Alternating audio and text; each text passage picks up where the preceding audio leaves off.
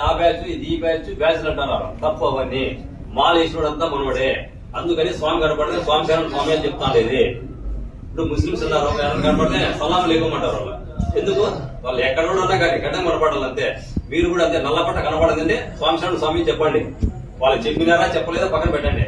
First మార్పు మన ఇంకానే రావాలా, పక్కన నికా కాదు. నువ్వు మారకుండా నువ్వు మారు కాదు చెప్పాలి. ఫస్ట్ మనం మారితే పక్కన చెప్పచ్చు. స్వామి నువ్వు కనపడతానే స్వామి శరణ్ చెప్పండి. వాళ్ళు చెప్పినారా చెప్పలేదు పక్క పెట్టేయండి. నువ్వు చెప్తానావా లేదా?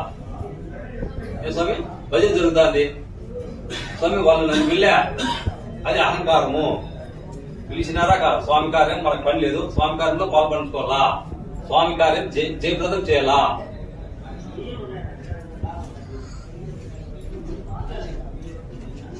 స్వామి స్వామికి సంబంధించి లెక్కాచారాలు ఇప్పుడు పల్లెల్లో ఉన్నారు. మీరు సన్నిధానాలు ఏర్పాటు చేసుకుంటారు.